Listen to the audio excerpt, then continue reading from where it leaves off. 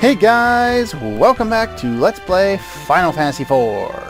Last time we got our airship upgraded and found out that nobody dies in this game, except Tella. Who else is dead right now? Yang's dead. He blew up. Wait a minute, Sid blew up. No, don't you dare do that, game. This is Kukuro's home, the blacksmith. This is a little side deal that you can do at this point. Best blacksmith in the world. And apparently he's a dwarf. Go figure. A dwarf being a great blacksmith in an RPG. Not the first time we've seen that. Oh, we got a remedy in that one. I don't think there's very many items up here. Nope. Oh, high potion. There we go. That's pretty much all we have here. There's one other... Get out of the way. One other item we can pick up here, for now. Well, two actually. A Soma Drop, which increases maximum MP. Can't find the legendary adamant ore, huh? Well, we'll have to keep a lookout for that. Maybe you can make me a better sword if I get that for you. If you stay right on the stairs and hang a right, you get 1,000 gil. Yay! I just got 82,000 gil last time. Why is it only 1,000? Oddly enough, they took that treasure out in the PSP version of the game. I don't think it's really supposed to be here. I think they intended on taking it out, but forgot. Meh. Anyway, that's just a little side area. We can go straight to the sealed cave right now if we really want, and that's right here. But there's not a lot of point. Up here we have... depending on the translation, the Cave of Summons or the Feymark, and up here we have the Cave of the Sylphs. And we'll be doing one of those two in this episode, or at least part of it. But first, let's make a side, a detour. Okay, I can show off new enemies, that'll work. The butterflies, I believe, are weak to fire, and I believe the flower at the back is also weak to fire. Yes. These guys in front will cast Osmos, which isn't a big deal because I'm going straight to a town. And let's throw on the flame. I forgot to do that with Cain, but oh well. Those guys on the bottom are not weak to fire. Fire 2. I don't think I need effort for this one. Nah.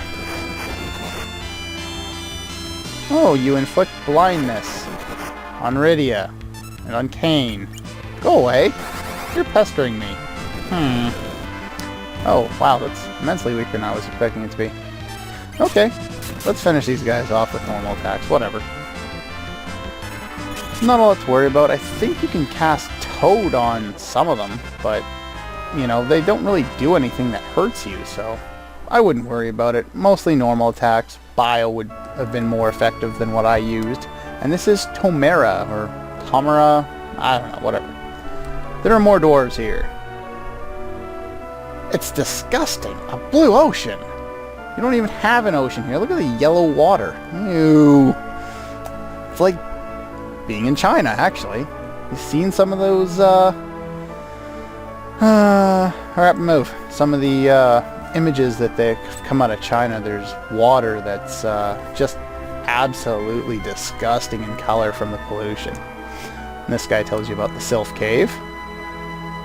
Aww, timid little sylphs. How much is the inn here? 300. Nice. I'll go away. Yeah, come on, get out of the way. I'll do that later. I don't even think I really need to. I didn't lose that much MP. What else do we have around here? Item shop. Hey, come back here. Where do we come from? High above. Hi-ho. Off to work I go. Yes, the translators sure did have a lot of fun with this fan translation. And there's a naming way, should you need it. Oh, right, I wanted to pick up some... Let's go with about 20. Maiden's Kisses. And yeah, I probably should pick up antidotes as well. That doesn't cost too much. In the next few areas there'll be some annoyance that can be gained from some of that. And I'll pick up some more remedies. What else did I want? I think I'm going to pick up some more Phoenix Downs as well. I have no idea how many I have, but that should be good for now anyway. If I need more, I'll come back. That's the thing about the next few areas, the side areas anyway.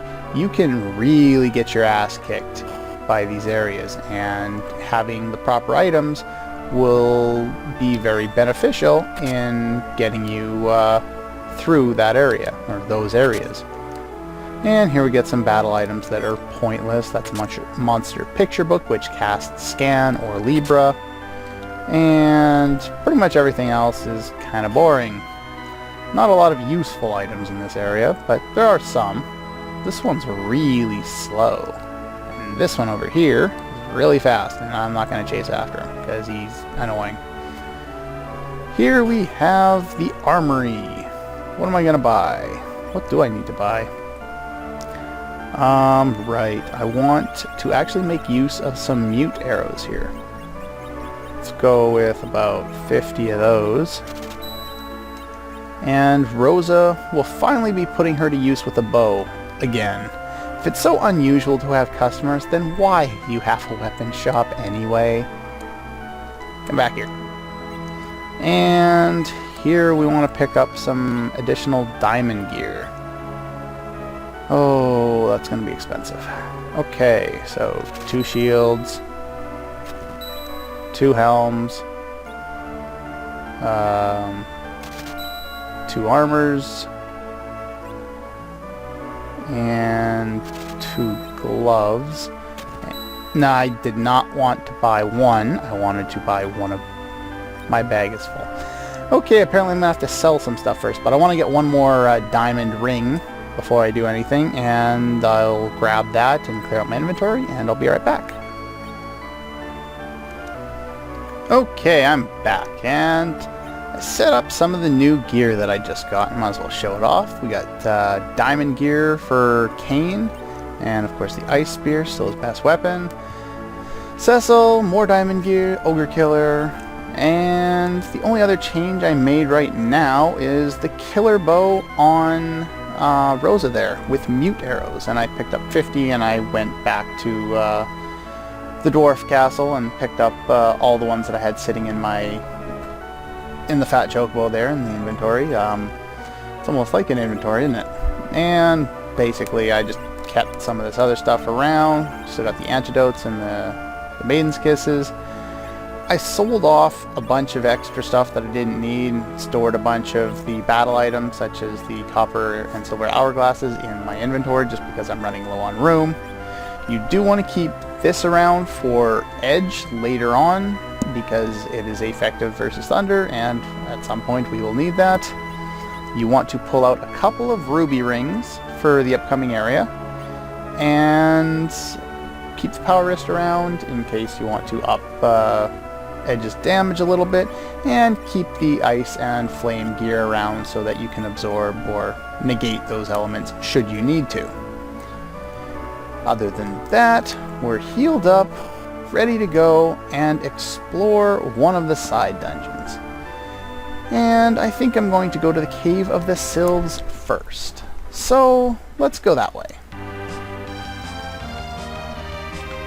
Up the very top here. We'll do that one there later. Here we go. Oops. That was me using fast forward because I don't like waiting when I know I'm going to land half on a mountain and going to get thrown right back up. Alright, the Cave of the Sylphs. In order to progress through here, you really need to have Rosa at least level 35 so that she learns Levitate. Because you're going to need the float status to get by these floating green tiles. And I forgot to check my bestiary. I'll be right back. Okay, I'm back. Sorry about that. I had kind of forgotten how to deal with some of these enemies.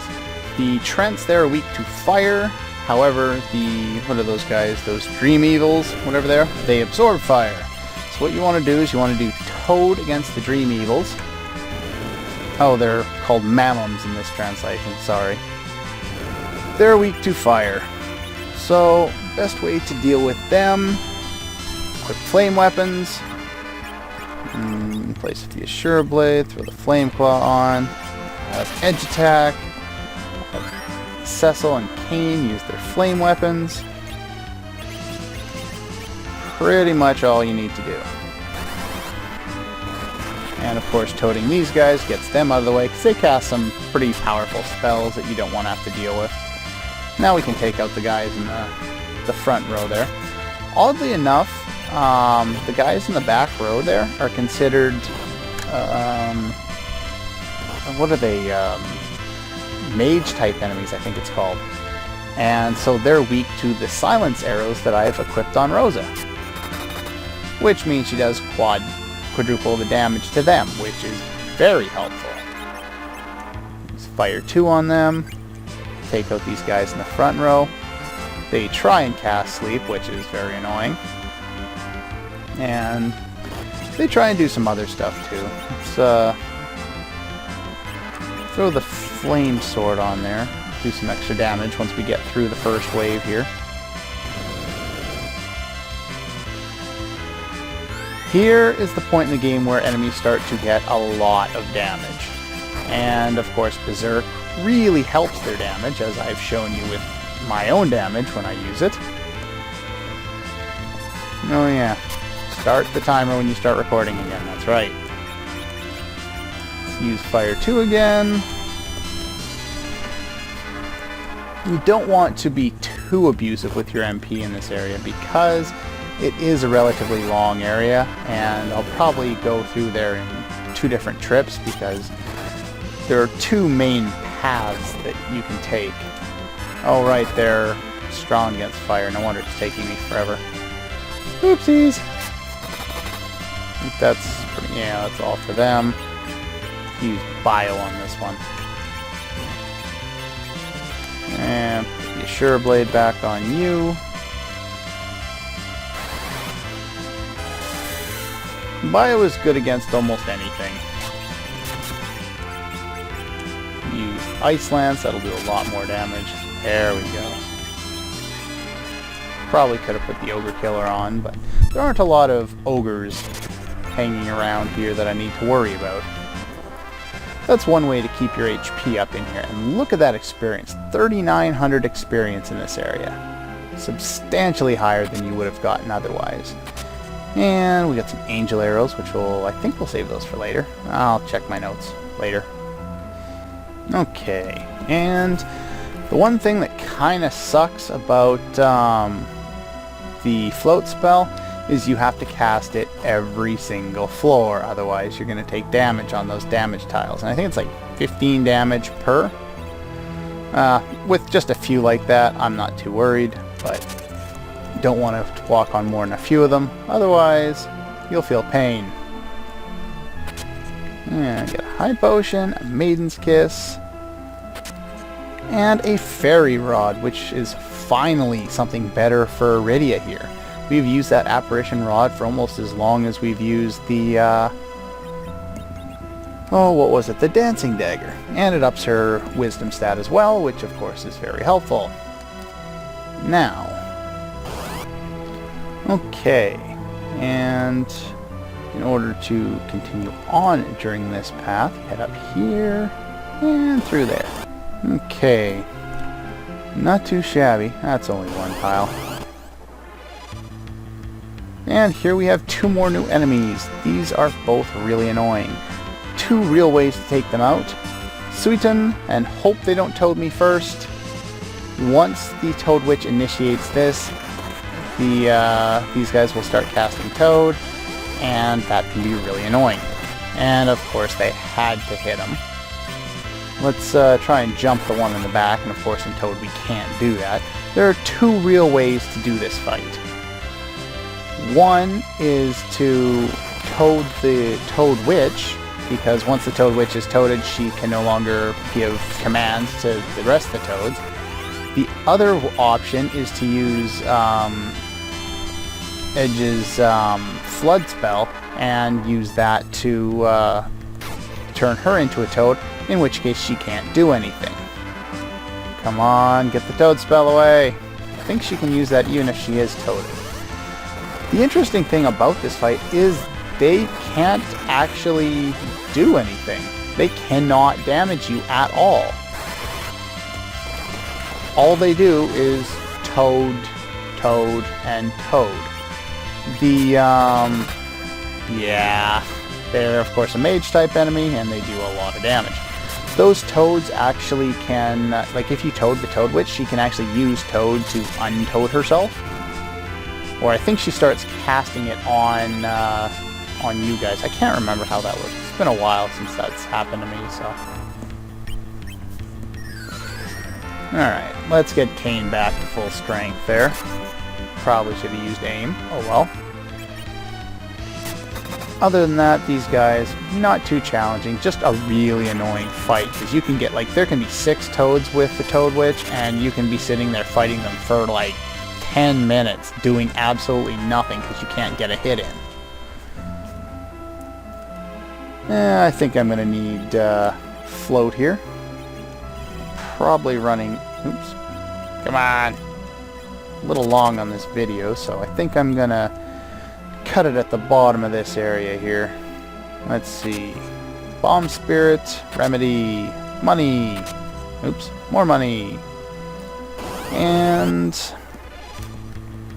we have another new enemy, Marlboros, finally. And I forgot to equip something. Anyway, they are susceptible to Toad and Bad Breath, of course. Yeah, that's not a lot of fun. Use Asuna. I forgot to equip the ruby rings on Cecil and on Kane. The way it works in this game, I'm just going to have you attack, whatever, is anytime Bad Breath is used, it's going to use a multitude of status effects. However, if you are immune to one of those status effects, you'll be immune to the entire thing, which is absolutely crazy, and I don't know why they would have set it up this way, but they did. So having the rune rings, which make you immune to silence, or the ruby rings, which make you immune to Piggy, which of course Kane and Cecil can actually use, is basically means that you cannot be hit by Bad Breath at all, and it makes doing this any fight with a Malbro substantially easier, and you definitely want to be able to do that if you have access to those ruby rings. Hopefully you didn't sell them. I put mine into storage, and so now I brought 2 of them out specifically for this fight, and, you know, other ones with the Malbro. Kane went into the air, so I don't have to worry about him. And of course, arrows are a great thing. Oh, thank you, Cecil. Now Kane gets experience. Yay! I'm gonna have to heal up, and I'll be right back. There we go. Okay, a few more treasure chests, and we'll make a pit stop here and finish the rest of it at a later date. That's as good a spot as any.